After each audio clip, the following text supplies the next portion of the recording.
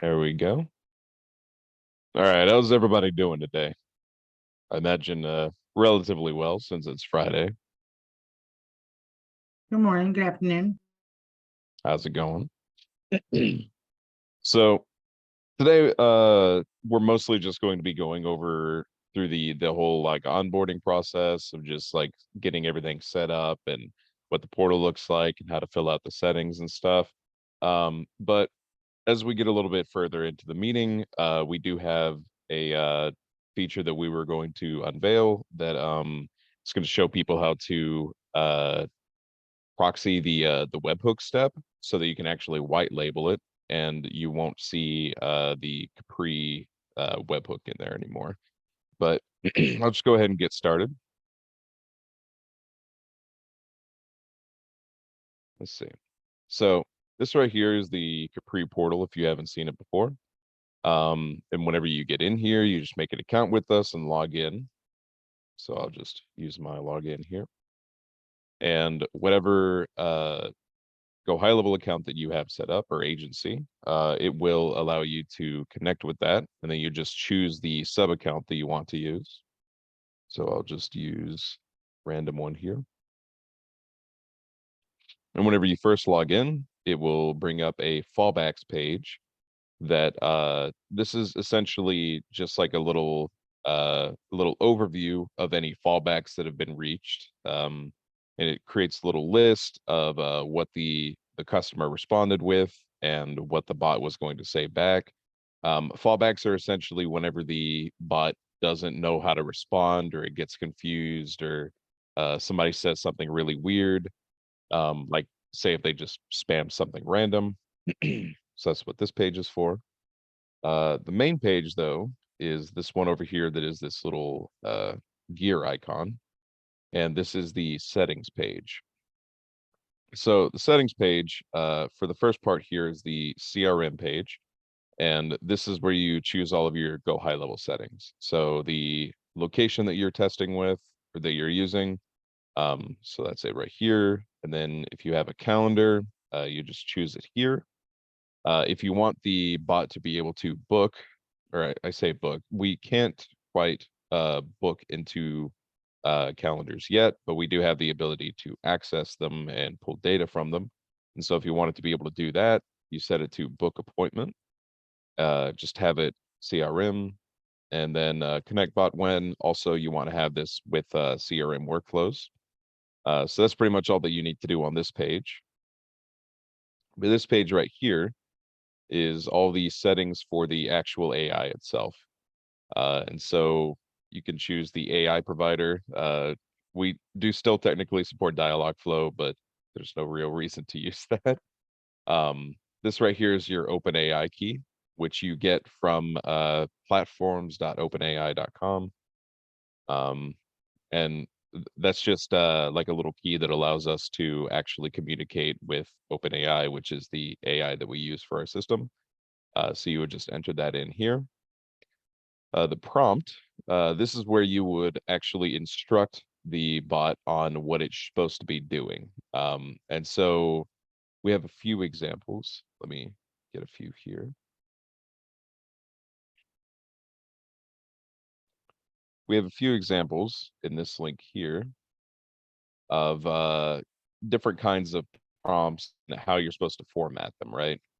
So when you design a prompt, you want to have it formatted a certain specific way. You want to start off by telling the bot who it is, who it works for, what the company it works for is. Then you tell it what its goal is. And then after you tell it what its goal is, you tell it the rules. So for instance, for this little example here, you are assistant name, the friendly assistant for company name. And so whatever your company is, and then you just describe your company, and then you tell it your job is to answer any questions the contact may have about company name. Try to schedule an appointment for the contact to meet with a member of our team. That's just an example. You can just have the bot like answer FAQs or whatever it is that you want it to do. But moving on though, after you tell it what its goals are, you then tell it its rules at the bottom. So that's stuff like, do not answer any questions you were not directly asked by the contact. Answer any questions as the contact asks them, but also continue to try to schedule an appointment. Do not answer questions that are not relevant. Any kind of rules that you want the bot to follow, you put them at the bottom. So we also at this link, and we can post this in the chat later. We have a few different like template examples for different niches for how the prompts could look. But moving back to this, the next thing that you need to fill out after the prompt is the model type. So currently we support DaVinci and ChatGBT, but ChatGBT is about 10 times cheaper than DaVinci. So we do recommend using ChatGPT. The next thing here is temperature. This is essentially how creative the bot will be, like how outside of what exactly you tell it, it will try to act. We recommend between like 0.08 and 0.11 because it's a scale from like 0 to 1, I believe. So if you don't want it to make up stuff, you do want to have it relatively low, otherwise it will kind of get a little wild. Max output length, this is how many tokens or characters the output will be. We recommend between 140 to about 200, maybe 180 or so. If you have this too low, whenever the bot responds, sometimes it'll get cut off. But if you don't want to increase the max output length, you can include in the rules section of the prompt that it should be concise and relatively short with its answers. You can, edit it like that. The next thing here is the knowledge base spreadsheet URL. So what this is we essentially have a system set up to where if you fill out a spreadsheet, and let's show an example here. If you fill out a spreadsheet like this, where the first row is contact and the second row is assistant, and then you just have like back and forth examples like this, you can enter the URL for this spreadsheet, and whenever a conversation happens, it will actually pull information from this to try to give more context to the bot of how it should respond. So the thing about the spreadsheet, though, two things. So first, this is mostly for like FAQ kind of stuff. So direct questions and direct answers. It doesn't the contact question doesn't have to be like exactly formatted. Like if it's just relatively similar to how they respond, it will be able to detect that. But the main point is that it's FAQ stuff like where are you located, what are your hours of operation, stuff like that. That's what you would include in the spreadsheet. The second thing about the spreadsheet is that by default, you can only fill it up to about 20 or 30 entries before it starts overloading the system. And if it gets too long, it will actually like overload OpenAI and it won't fulfill any of the requests. The bot will just stop working. But we do offer a spreadsheet extension that is $5 a month. And what that does is it makes it to where we have a system in place to where it will actually pull out only the relevant information from the spreadsheet. And as a result, you can fill out the spreadsheet basically as much as you want. Like you can have like 100 entries instead of 20. And whenever somebody says something, it will just pull out the most relevant information and feed that to the bot. And you can find that down here at the, this won't look the same for you, but at this little book icon in the portal, there will be a screen that tells you where to go and stuff like that to get that extension. But that is the spreadsheet. So the next thing is the frequency penalty. This and the presence penalty are kind of two sides of the same coin. Basically what they are is it controls how often the AI will try to repeat itself, or it'll tell it to avoid using the same phrases. And you can set these between like 0 and 1 as well, but you generally only want to have only one of these. So you would set 1 to 0, and then you would play with the other one to kind of get it to act how you want. Handoff prompt. This doesn't really work in the portal. This is just where you can like type stuff out, but it won't actually function in our portal. This is more something that is for live uses. And then fallback mode. So like I was saying about fallbacks are whenever the bot doesn't know how to respond or progress. And by default, it won't say anything. All it will do is it will just add a tag to the contact that says fallback underscore reached. And then you can set up workflow automations and stuff like that. Yeah, what Quentin said in the chat there. And by the way, if anybody has any questions that they would like to have answered, feel free to post those in the chat, and we will either answer them at the end, or we will try to answer them as they come in. But yeah, so the fallback mode by default, it won't say anything. It'll just add that tag, but you can change it to where it will at least respond and be like, I'm sorry, I don't understand what you're trying to say. And it will still add that tag. So that's pretty much it for the settings. But just to clarify, these settings in this portal are just for this next thing, which is the emulator. So the emulator is a little place where you can actually test the bot out before going into go high level to try to test it there. And essentially functions like this. You choose the model that you want to use. So we'll use ChatGBT here. And then you would just say like, hey. And there we go. So I don't really have too much in the prompt for the sub account, but you can see that it tried to respond how it thought it should. So hello, this is the AI sales chatbot from Digital in One. How can I assist you with your marketing needs? So I think it's mostly just making this up because I haven't really told it much about who it is or what it should do. But it will try to answer how it thinks it should based off of the information it gives you. But say I didn't really like what it was saying. Like I didn't want it to mention all of this stuff about who it's working with. So what I could do here is I could click this button here, the this button with the like dialog box with like a exclamation mark in it. And what I could do is I could just say, hello, can I help you today? And say I wanted it to say that instead of that big long spiel. And so I would just click update, and you can see that it changed what it actually said in that instance. And so this doesn't technically save this, but what you can do is you can go over here to this button right here and click that, and it will actually save that session. And in the future, if something like this happens, it will actually try to speak along the lines of how you've trained it. So this is the third way of training the AI. You can use the emulator to fine tune how it should respond in certain situations and stuff like that, and then save them using this button. And you can actually see using this button right here.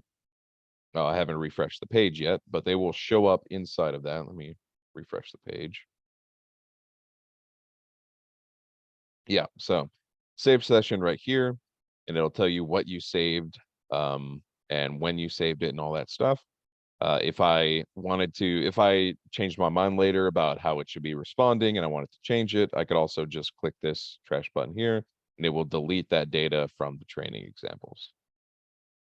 So that's the That's a third good way. point. Sorry, Seth. This is also the time that you should talk about how the emulator iframe works too. So like because it's the exact same thing. It's just a little different because it's white labeled. Gotcha. So yeah, Yeah, the so iframe on it. if you have the enterprise plan that we offer, you can actually iframe this emulator directly into your go high level account, and it will pop up as its own little tab. And in that emulated iframe, or that iframed emulator, I should say, it functions pretty much the same way. Like there's a save and everything, but there's no it doesn't show who it's from, right? Like it doesn't mention anything about Capri or anything like that. The settings that one uses though is also the settings that this emulator uses. So it won't use the settings that you put in Go High Level. The iframe emulator will use these settings over here, if it'll load here. So in terms of priority though, of what kind of what training it takes first, the first thing that it looks at is the prompt. It will always try to refer to the prompt first for how it should be acting and stuff, right? So this is the prompt is like your first line of how it should be acting. The second thing it looks at is the knowledge base. So it after it checks the prompt and tries to figure out how it should be acting, it then checks the knowledge base for any kind of frequently asked questions or anything like that. And then the last thing it looks at for more specific cases is the emulator. And going back to the emulator real quick. So this button right here is actually you can, if you want to have like a single sub account that you use to like actually train, and then you can like push that out to other people. This button right here actually imports existing sessions from other sub accounts. So if you were to like make a new sub account for a new client that you had already had some training data on, say, a different sub account that you use just for training, when you make that new sub account, you can choose it and then import all of the different saved sessions to that new sub account, and it will function just fine. It'll pull all of that new information, and that new sub account will be able to function. So that's pretty much how that works. I have it That's pulled pretty up in much. my account really quick if you want to see what the emulator looks like. It was not working because I had it set to basic for some training. But if you go to like here, I'll share my screen really quick. Oh, will you allow me to share my screen real quick? Yeah, let me let's see. So once you do have that custom menu item placed properly, this is what it'll look like for you. And so the biggest thing that I just wanted to make sure we cover here is that this emulator uses all the same emulator settings for this particular sub account. So like all the settings that are saved here for this sub account and this emulator are still the ones from the portal. And so like you'll see like these are all my sessions that I've saved for this account. But then if I switch to another account and then I go to the emulator there, it still looks the same, but the emulator sessions that are saved are different. They're for this account now instead of the other account. And the OpenAI key it's going to use, the spreadsheet it's going to use, everything it's going to use in this scenario, it's going to use your it's going to use your Capri portal settings. So whatever you have saved in your Capri portal settings, that's what will work here. Like that's what they'll end up seeing and actually using and stuff. So if they don't have like their OpenAI key in here, if you don't have the spreadsheet listed in the portal settings, it won't work as you're expecting it to. But we can't use custom values here. A lot of people think that we can just use this and just read the custom values that you have and use it that way. We don't. That's not possible right now. You have to at least log into the portal one time and set everything up. That's all I want to say about that. Okay. So going back to my screen real quick then.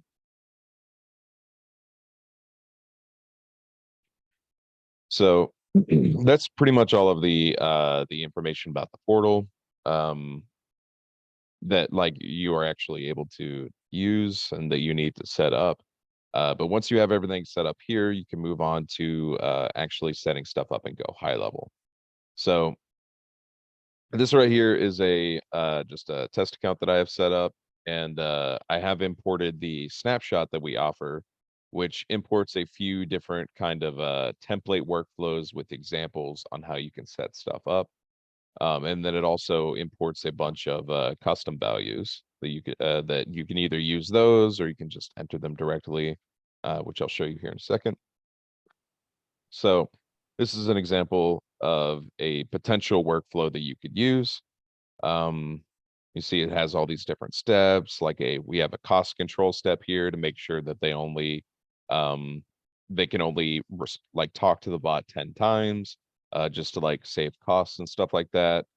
Um, and then we have like the counter right here, and then it adds stuff to like a wait for reply workflow. But none of this stuff is actually necessary for the bot to function. The only thing that is necessary for the bot to function is just a small little workflow like this. This is essentially all that you need for the bot to actually respond. You just need a customer reply action, and you can add whatever filters you want to this, like say it's only through a certain reply channel, like SMS or Facebook Messenger or whatever. And then you need to have a webhook step. The webhook step does have to be set up in a certain way, and I will show you some examples here when it loads. So this is how the webhook step needs to look essentially. You have to have this URL in the webhook step because this is our actual system. And then you need a prompt custom data point. And you can either reference a custom value that you have set up, or you can just type the prompt directly into here, like you are an assistant or I don't know, Google. And just whatever, you can fill out the entire prompt there, and it can be unique for that one webhook. And then the next thing you need is the model type. This is where you would put either ChatGPT or DaVinci. But once again, we do recommend ChatGPT. The temperature, there's the same thing as the portal settings, max length, presence penalty. All this stuff is pretty much you can just have it. You can duplicate how you have it set up in the portal.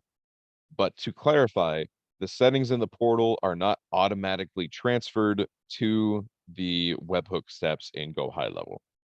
There are some things that it will default to if you do not have it filled out in the webhook step. But if we look here, the stuff that does not have, or the stuff that does have this star next to it, you absolutely have to fill this out in the webhook step for it to function. The other stuff like the spreadsheet or the frequency penalty or even the handoff prompt, I believe, if you do not have those filled out in the webhook step, it will try to pull those from the portal, but it's Not the best, handoff. not the handoff prompt. Okay. But it is best practice to actually fill everything that you're trying to use out in the individual webhook step that you're trying to use. And you can also, like I was saying, use custom values to create just like a key that you can reference to. But the next thing though that you have to set up in the webhook step, and this is very important, is you have to have a custom data point of task. And this essentially tells the bot what you want it to do. And currently we have 3 different options here. The first one is respond, and this is essentially the kind of default action where we're assuming that the customer has asked a question or said something, and the task is that you want it to respond to whatever that question or response was, right? And so that's how you get it to be like a conversational back and forth. The other main task that we have is outreach, and that looks like that. And when you have outreach, if the webhook step fires while it has the outreach task, it will actually talk first. It does not have to have somebody reply to it for it to function, but it will always have the same kind of like format for the outreach. You can like specify how it should talk, but it has the same kind of hey, this is Susan with Go High Level or whatever.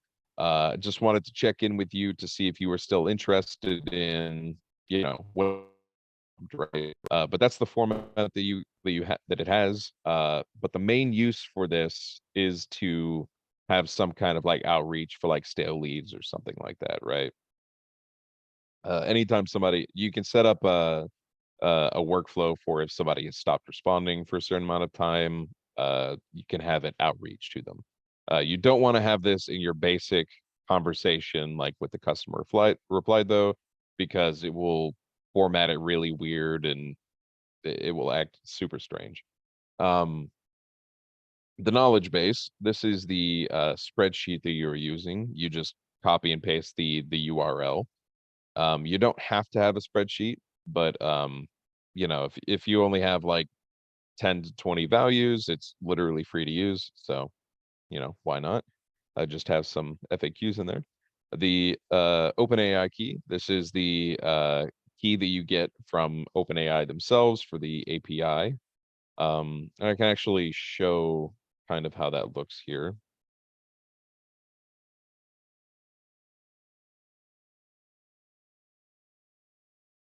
If I actually, I'm not sure if I'm not logged in on this browser actually. But anyway, you would go to OpenAI's platform and then go through the process of getting an API key from them.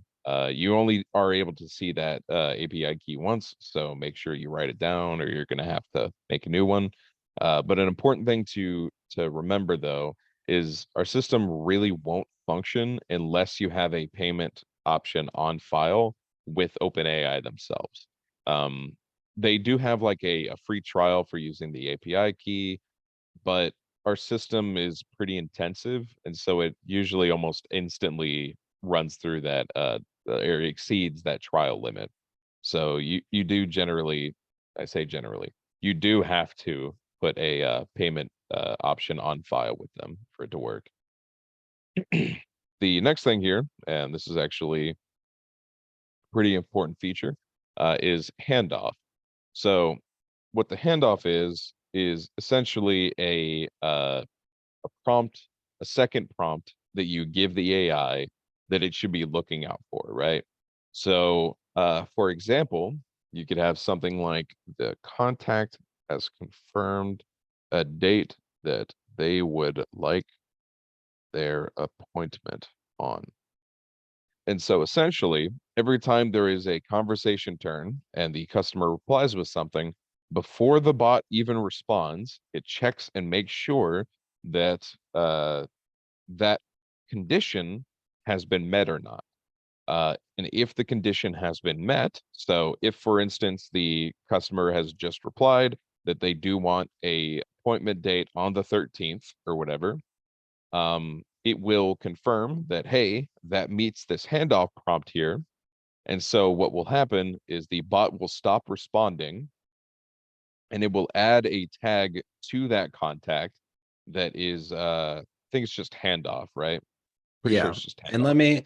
let me just kind of make sure I clarify a little bit on this because a lot of people have been asking about the handoff functionality lately. And we've, one big thing I want to make sure everybody knows is like we're learning with you guys. So like this is all very new technology, and it's extremely powerful, but it is very new. And so we have to kind of learn what it likes and what it doesn't like to work well with. So what we have found for the handoff functionality specifically is that so for one, just to clarify what Seth said, he said it won't respond anymore. It's not going to respond on that reply and every reply after it. If the same handoff prompt is in there, then it's not going to reply because it's basically doing that check every time the webhook fires. So every time the webhook fires, if you have a handoff prompt, you're asking our assistant to basically say, hey, is this a handoff condition? Yes or no? And if if the assistant says yes, then we add the handoff tag and we don't reply. If the assistant says no, then we don't add the handoff tag and we don't reply. But if every request after that has the same handoff tag and let's say the handoff condition is that a day has been established and a time has been established, then it, the conditions never changed, right? Like the conversation history didn't change, nothing changed. So the handoff tag is going to get added, and it's not going to respond. Now, if you want to change it so that when the handoff tag gets added and the next time they reply, you can filter it out so that, if they do have the handoff tag, then it doesn't include the handoff parameter here in the webhook. It just is a normal, or it has a different handoff prompt. So that's what the handoff actually does and how it actually works. The only thing that'll actually keep the AI from responding is in the original trigger that we showed at the very top of this workflow, how it says customer replied and does not have this tag. That kill switch tag is the default one that it comes with a snapshot and it's like what we base everything off of, but it's totally, totally optional. It does not have to be that tag. It can be any tag or condition in this filter that you want, and it will not require, like it won't forward the webhook. The webhook itself is what is actually doing the connection. So when the webhook fires, like nothing else in this whole thing is really required other than the webhook step itself and all the fields that go into the webhook. I think a lot of people get hung up on that and think that they have to have everything else included and it won't work any other way. The webhook is a tool. It's one small piece of the tool that allows you to get the bot to reply when an action happens, which the action that we want to reply to is a customer reply. So that's just a little bit about the utility of everything. Now on the prompt design side of things, Seth, let me share my screen. One thing that we have definitely noticed with especially with the handoff is that you have to be overly specific, and it can be kind of counterintuitive sometimes and seem kind of dumb, but the AI, it's looking for patterns in the language, and the more you reinforce something by having semantic similarity, it is going to convince the bot more basically that it should follow like that rule. So saying the same rule like 4 or 5 times in a prompt, even though it seems silly, it does make a big difference. The biggest one that I was going to show is this one. And somebody else requested yesterday, which I don't know if Will is here, but Will yesterday was asking a little bit of information about how to do his handoff tag. And he has like a bunch of different conditions met. And what ended up working is when we said, instead of, because what he had was, and let me see if I can pull this up. So what he had was, like the contact has established any of the following. And then he said, which he runs martial arts school, but it's something like, the they are a returning member, or they are just visiting for family members graduation, or they are already a member at another gym, like whatever it is. So these are the conditions that he wants to have met. So you would think if somebody said something like, yeah, I'm actually already a member, or I'm just visiting for a family member's vacation, or graduation, you would think like any of those would cause this to hit the fallback or the handoff condition and then add that tag. But what we found we actually have to do is we also have to add in, if any of these conditions are established, it is considered a handoff. Otherwise, it is not considered a handoff. So that seems really stupid and really silly to a human, but for some reason, it makes a difference in the prompt, because all we're asking ChatGPT to do is determine yes or no, is this a is this a handoff? And so the better and more specific your prompt is, the better it's going to be at determining yes or no if it's a handoff. So the same thing goes for the custom tag functionality. So, and a lot of people were asking about this when I did this video last week. And in case you guys didn't see it yet, we now have the capability that you can actually add a custom tag based off of the conditions that are met in the conversation. So the example that I always give is that, DaaS is our parent software development company. We're a software development firm, I guess you could say. But we also do recruiting. So we also have to recruit developers for companies sometimes. So because of that, we only have one Facebook page. we don't have a DaaS software development consulting page and then a DaaS software development recruiting page. We have the same page for both requirements. So that means the same AI has to understand who it's talking to based off of, what the condition is that was met in the conversation or what was brought up. So in the conditionals that we have here, and I know you guys are already going to ask, yes, I'm going to update the snapshot to include this, but if you import the same snapshot again and you include everything, it will duplicate a lot of stuff and it will cause you a huge headache. So just make sure when you do import the snapshot, you only select the things that are new, like the newer functionality, which is, it should only be a couple of these like tags and stuff like that. I think tags won't duplicate, but like workflows, I think will duplicate, especially if you've changed it at all since you imported it. So anyway, so these are the branches though. So the first branch is that it has no tags, right? So it does not include candidate and it does not include recruiting. So this means we don't really know why they're talking to us right now, but we know that they're having a conversation with DaaS. The other branch is that it has the candidate tag, and then the other branch is that they have the recruiting tag. So this evaluation is going to happen every time a customer replies, right? Like every time somebody replies and this workflow fires, which for me, I'm only doing it through Facebook Messenger, but you can do it for any channel. But depending on what happens when they reply, so if they have neither of those tags, then nothing's been determined yet. If they have one of those tags, then we want to change the prompt, right? So this is the hiring prompt for somebody who's looking to apply as a developer, which the first one that we're using. So if they have no tags yet, it's a brand new conversation. We have this field that we can now add, which is tag colon and then the tag name. And so for me, my tag name is recruiting, and on this one, it's candidate. And so whenever the webhook fires, what our system is going to do is it's going to evaluate the prompt that you gave us here.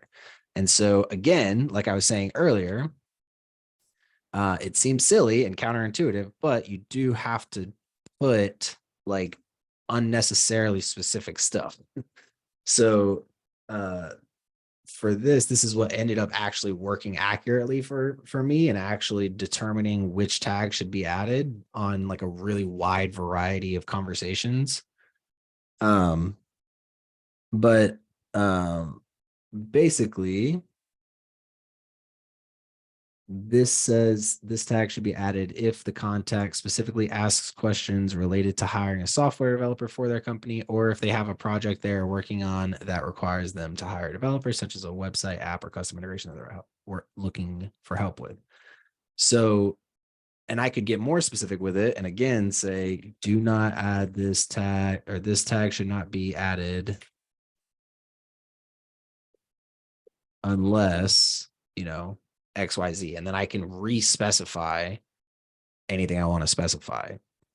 And then again, I could say it again, if these conditions are not met, do not add this tag, or if these conditions are met, this tag should be added.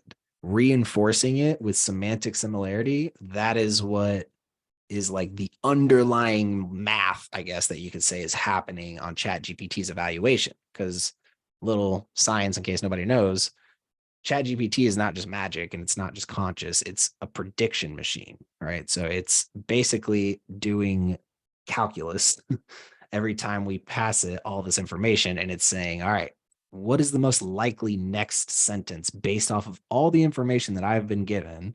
What is the next most likely thing that should come in this prediction?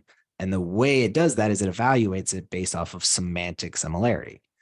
And it's not just semantic similarities, but that's the core fundamental thing of it is the core fundamental thing is semantics, right? Like it's learning semantic similarity.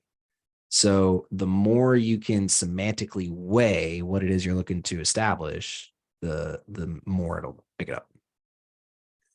So using that, whenever they reply, it'll check if either of these tags should be added. And then the handoff prompt is the contact has stated that they've already spoken with someone on our team and already has a call scheduled with us. It is only considered a handoff if the contact specifically says they have already scheduled a call with our team. Otherwise, it cannot be considered a handoff. So again, it seems really silly that I have to continue to enforce that, but that's just how these language models work. They need lots of reinforcement and semantic reinforcement. And then yeah, from there, if they do have the candidate tag, now I'm going to change up the handoff prompt. So the handoff prompt here is they've already spoken with someone already on our team. So actually this is the same thing. But what I'm including here is I'm including disqualify to be the contact does not speak English, because for us, our clients are all in English. They have to speak English. And then for looking to hire, this means it's a company looking to hire a software developer. So in this webhook step, my goal is now set to booking. And this means it's actually going to read the calendar that I have connected in my settings portal, the calendar that I have either here or the calendar that I have saved in my settings portal. So if I want to include a calendar, I can actually put calendar here, and then I can go save all this. If I go to my calendars here, and actually this isn't a good one to do an example of. But like here, I've got a group calendar. Oh, it's going really slow. Come on, high level, you can do it. Trying to show you guys where to find the calendar ID. But if you ever want to include an extra calendar here, you just go to the URL that's the permanent link. So I can go here, click on this, go to copy permanent link, and then put that in like a new URL somewhere. And then we'll have this booking ID that we get right here. And so that, if I put it here, can be another calendar that I use besides the one that's saved from the portal. Just in case you guys weren't aware of that. But that's how we do the conditional replies, and that's how we use the custom tags so that we can actually know which one it's going to. Now, and like what the conversation should be. Now, one request that I've gotten a couple times and I wanted to make sure I get through today is proxying the GPT-3 requests. So basically, some people don't really want it to be able to, like, they don't want their clients to see systems.capriai.us, but they still want them to have access to the workflow. And so the only way that we can really forward replies is, and actually, I don't think I'm gonna, I don't know if I'm gonna be able to actually test it here today, but let me go back to this account and see if I can create. So what I would do is I'll create an automation that is the customer replied and they have the tag. And this is how you would do this for anything else. So let's say that the customer replied and they have the kill switch tag. So that way it doesn't fire on my other contacts that are going through here. And then for this one, I'm just going to put a little if, just again to make sure that this is the contact I want to do this for. So I'm going to say that the tag includes testing. So that way, if that's the case, what I can do is I can still fire my webhook. And this webhook here is going to be what you get from your no code solution. So your no code solution, for me, I use Make. And the way that you would do this with Make is you go to make.com. You click add whenever it asks you what webhook. We call this free proxy. Click save. Then I'm going to take that webhook address and I'm going to go put that here. And then from here, I'm going to put all my key. So put key custom, oops, goodness. OpenAI key, prompt, put custom values.prompt, and actually make it a little bit faster. I use the actual custom values here. Use my custom values.prompt. Temperature, I'm going to make it 0.08. Model type, I always want to use ChatGPT myself. And then What else am I missing? Key, prompt, temperature, model type, max length. It's going to be 120 for me just because. And then for the task, I'll put this to be a respond. And then I can put a bunch of other stuff in here as well if I want.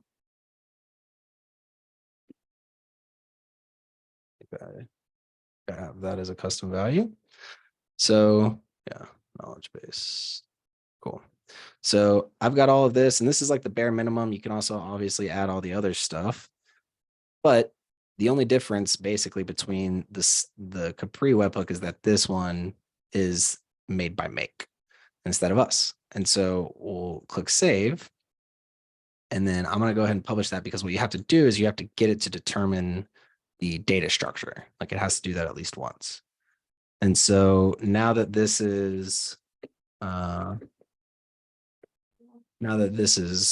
done, what I'll do is I'll come to my contact, see if I can find it. Oops. Cool. So it's got my previous conversation saved. So I'm actually going to just delete it really quick. Actually, that's not true. I'll just do this. I'll add the kill switch tag and I'll add the testing tag. So that way, when I do reply, oops, should have both those tags. Okay. So I've got the kill switch and the testing tag. So that means when I reply, it should fire the customer replied webhook, hopefully. Live tests are always fun. Let's just remember that, everybody. So I'm going to just send myself a quick message. And the biggest thing I'm trying to get you guys to see is like what the request body looks like on the other side. Okay. So I just replied and said, hey, which there it is. Okay. So now that I replied and said, hey, and because I have these two tags, when I come here, did not, oh, there we go. Okay. It just took a minute, but you can see it says it successfully determined the webhook payload structure. So you have to do that at least once for you to be able to get the payload that that Make is going to use.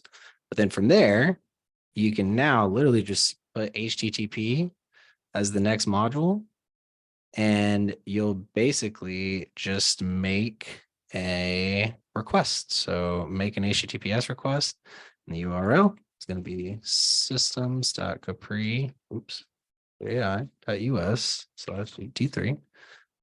This is going to need to be a post. Headers, you shouldn't need any headers because it should automatically add the content type, but I guess just in case, just always put content type and then put application JSON. That it should automatically do that. That should automatically be in there. So just kind of play around with that. Again, I'm doing this live for you guys. So if it doesn't work, just take that out or just let us know. But oh yeah, you don't need that because right here, body type, application, this was raw. And then you put JSON right here. So you don't need that header because this is available here. And then for the request content, we're going to need to basically build out this whole JSON object. So I guess we're actually going to have to add another node right in between here. This is going to be JSON. So we're going to create a JSON object here. And we're going to then need to create a new data structure called inbound webhook, GHL. And then this is where you'll actually add everything. So this is where we're going to go through and we're going to just name all of our properties. So we got the key. This should be text. Where's the value? Sorry, guys. This is new to me as well. Key. And then you should be able to add the value here, right?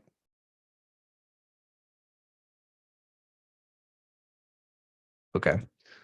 Sorry, guys. Thought I'd have this live, but Make seems to make it a little bit more difficult than I thought. to be able to actually pass the JSON data. Because what you ultimately need to do, and the biggest thing I wanted to make sure everybody knew, every single one of these, trying to see if I can just at least find. I don't know why it won't show me the reference, but in your request here, you see how it has all this information?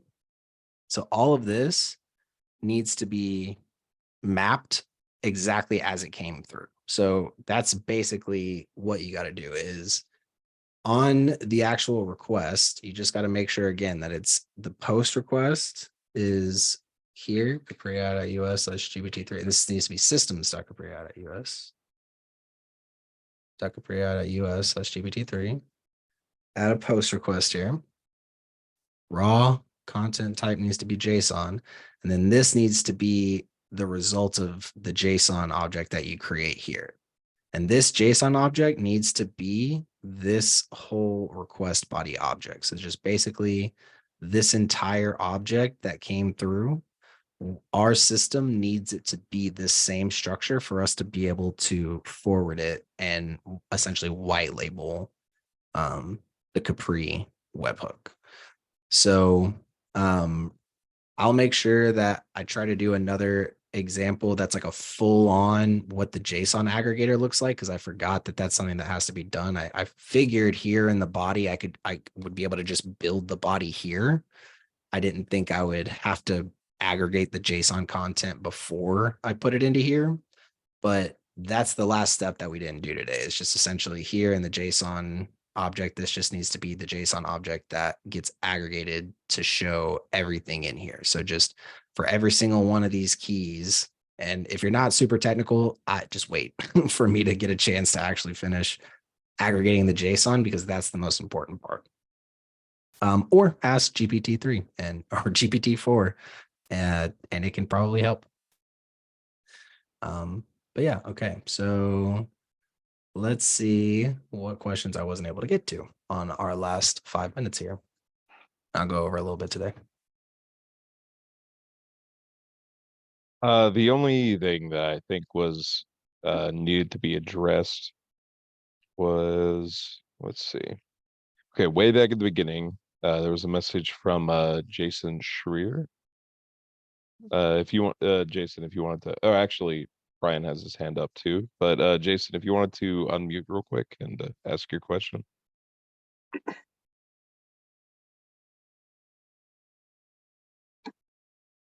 Actually, I think Jason left. So in that case, Oh, he doesn't have a mic. Okay, I'll read it. And gotcha. Brian, you go ahead and ask, and I'll read Jason's. First of all, you guys are incredible. So I'm excited to be here, man. It's just, man, it's like I'm like a little kid right now. But yeah, the first question, and it's like a two-part question. It has to do with custom fields. So the first one is in terms of, there's a few different ways to put in like the knowledge base, the prompts, things like that. Is there a way to read custom fields? Like, can Capri actually like read them some type of way and know what they are and put them back to the lead? If you have that like in the prompt, like if you have the key referenced in the prompt, yeah, it should be able to do that. Yeah, because you can do Sweet. stuff like you can have like the assistant name be part of a key, and you have that reference, or like one of the examples from earlier today that I was dealing with was person had leads while they were being qualified. They answered some questions like about their car, and then on their side they would update custom values about the make and model of that car, and then you can reference those values in the prompt by just including the key. Like you could say like the make of the customer's car is, custom underscore value dot whatever, right? So Gotcha. you have, yeah. Gotcha. And is It, there any? it Oh, I'm sorry. yeah, I was just saying it can't, our AI isn't able to currently update most of custom values.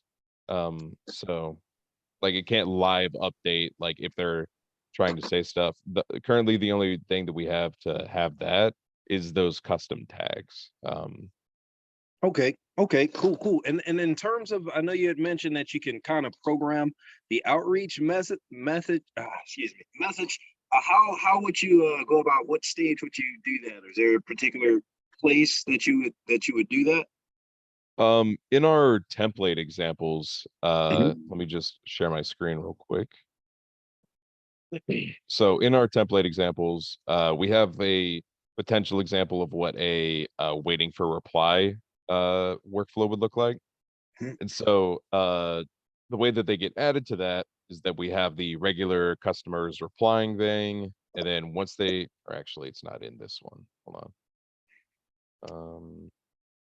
It's in this one, I think. So once they get all the way through, it will add them to a wait for reply workflow. And then also at the beginning, it removes them from it. So what happens is after they are finished talking to somebody, or after somebody is finished talking to the bot, I guess I should say, it adds them to this workflow. And then there's a timer here to where after you can set up a time for after like 30 minutes or an hour or a day has passed and they haven't said anything, it goes down and then hits the webhook with the outreach in it. And so then you would just have, like we have a default prompt here, contact.first name hasn't replied to you, and you want to make sure that they're able to get any questions they have answered or speak to a member of our team. Um, and then the thing about using this like default template thing, because just to clarify for everybody, these are not really meant to be like out of the box, you know, you can use any of these workflows. These are just like examples and templates that you can use. But for example, though, like this one, after the outreach happens, you can add like a counter and then like a condition up here that it will only ever like reach out to them a certain amount of times. You just have to make like a custom value for that, or custom field actually. Um, but yeah, that's how you would use the outreach, is you would have it like in a separate workflow that if they haven't been talking, it would hit that. Does that make sense? Sweet. Thank you. Thank you so much. Mm-hmm. Just go ahead and stop there. Quinn, did you get a chance to Yeah, I was looking through it. How do I keep the bot responding to our outbound follow-up campaigns? So it's kind of hard to know a little bit like exactly what you're asking, which is why I was hoping you have your mic, but training the AI, like, should I control this via tag? I guess yes, that would be the answer, is just control it via tag. Because like I said, the actual interaction itself is through the webhook. So whenever the webhook fires, that's when Capri listens and responds. That's just what you got to keep in mind. So however that happens, wherever the webhook fires in your workflow, that's when it's gonna, you're asking Capri basically to come up with a message at that point, and it's gonna try its damnedest to do that every time, unless the handoff condition is met, and then it's gonna add the tag. Yeah. So essentially you would set up like a workflow, because you were talking about you don't want the bot to respond if they respond to the outbound SMSs. You would just have to set up a workflow to control that, because the by default the bot is always going to want to respond to something. Like if a webhook step comes in, like if the webhook step is triggered and it sends that information to the bot, you can't tell it in the prompt, hey, don't respond if they say this word or if they mention this or whatever, right? It will always want to respond unless it reaches a fallback or if it reaches that handoff prompt that you have set up. So you can instead just have it where like the outreach messages are happening in a workflow that if a customer replies, it removes them from that workflow, and so it won't hit the outreach thing, and then you can set up whatever other kind of workflow you want to have. But yeah, that's yeah, that's more go high level kind of stuff. Does anybody have any other questions that we didn't get to? Oh, actually, let's see here. Andre was talking about if we could add like a example workflow of like an internal text message that could happen whenever somebody requests an appointment. So that would be like a actually, do we already have that? Like an example workflow for what happens if the handoff prompt is met? Yeah, one comes with the snapshot. Like there's an example with the snapshot where if the handoff tag or the kill switch or fallback tags get added, if either one of those get added, it fires an event. But you should just need to do that. Like you should just need to fire the workflow or the action you want to have happen based off of whenever the custom tag gets added. Yeah. So I have a question about that. So between yesterday and today, we had some issues with the agency that I'm working with. One issue was that the lead booked an appointment and there wasn't availability. That was a calendar issue. But my question, I guess, is if somebody books an appointment and that's what we want the handoff to be, for this med spa, they use a different booking link because they have like multiple services with different time slots, and GHL isn't equipped to handle that right now. And today somebody actually came in for an appointment. And they, the AI booked the appointment, confirmed, had a beautiful conversation with this person to get them in. And the business owner had no idea about the appointment because there was no notification about it anywhere. And I actually had something similar happen where I messaged a client and had a question for him. And then I went to go check back at the conversation like 2 minutes later, and the conversation was already completed and he booked an appointment with me. And I was like, he messaged me on Messenger and I told him, I said, that wasn't actually my question. He messaged me and said, hey, that was slick with the AI. I like that. And I was like, I'm glad you liked it, but that was an accident. Yeah. So just went to control it. And then, for example, if they do book an appointment, we don't necessarily want to kill switch it, because what if they respond the next day that they need to reschedule? So I just wanted that notification essentially to go off, say, hey, this person's established an appointment. And, that's something that we could set up so it's in every account until we can get the AI to actually book those appointments. Yeah, so you could do that for the like with the handoff prompt, basically saying, the contact has established that the contact has established the day that they want to have the appointment and the time that they have the appointment and have confirmed that they're available. And then whenever that handoff tag gets added, you could fire a webhook like this that does an internal notification instead of a webhook. This is like the one that comes included with the snapshot, but you would just have like you can even have a action that whenever it sends like a SMS message to a team member or something like that. But yeah, like you can do like manual SMS, messenger, send SMS, anything like that. Or you can do a webhook, and you can use like Slack or whatever. Yeah.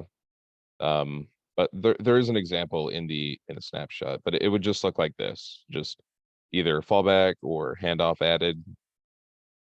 And then for this one, it also comes with it removes the fallback tag, but you can just move this if you want. So yeah, that is something you can absolutely set up. So I would just put it in here, notify human webhook. Does that have to be there? No, this is just an example. Like cool. this isn't a webhook that like uses any of our systems. Okay, You would just set something up to. After it notifies a human, it'll put them back. I mean, they'll be able to re-engage with the AI if needed.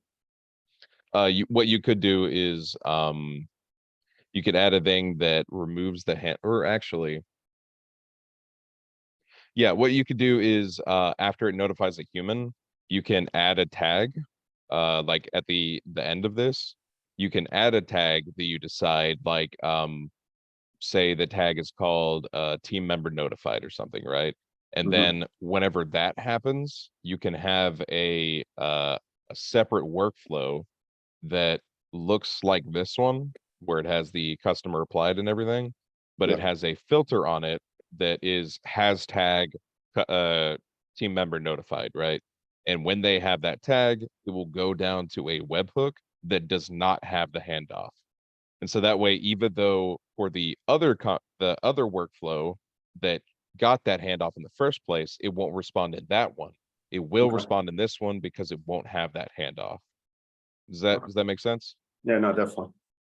Gotcha. Awesome. Thank you.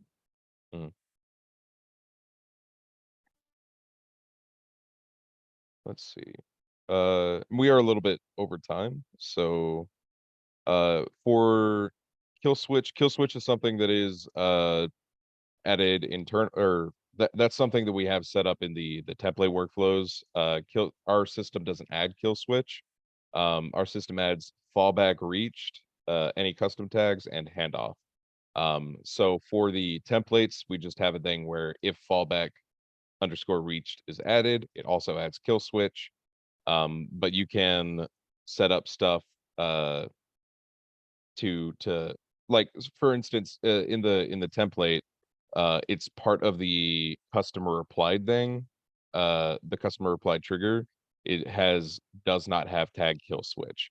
So you can either remove that or whatever, but it won't stop. Just having that tag will not natively stop the bot from responding. For resources for learning about Go High Level, I don't think we have anything about that because we're not actually affiliated with Go High Level. So yes, we are going to upload this meeting recording on the YouTube channel, so you can reference this later. Quentin, do we have any ETA on when we'll be able to populate fields in High Level? I'm not sure if we're going to be able to do that, honestly. Oh, sorry, I didn't realize I was muted. Yeah, it's the biggest thing that we're trying to overcome there is that there's lots of different types of data types that we have to try to consider. So like, an address is a pretty simple data type of phone number and email, but like, people might want us to update a list of something, or they might want us to update like a number or a monetary value, or like, there's a bunch of different types of values that we could need to update. And so that's what we're trying to figure out is like, how do we train the system well enough that it knows what the data type is and then how to put it in. We may start with like simple stuff like that, like phone number, email, address, all that kind of stuff. But then like the more advanced stuff like credit score, which could be a number, and then a monthly bill, which could be a number, but it's actually a dollar amount. And then, just all that kind of stuff like lists and objects and stuff that's more complicated, drop downs. Yeah. So definitely would be a future thing, but right now the thing that we're most focused on right now is trying to get the calendar integration completely solidified and it being able to actually book into the calendars itself. Yeah, That's like our accurately. That's the big thing is accurately, because right now it's very like, it wants to help more than it should.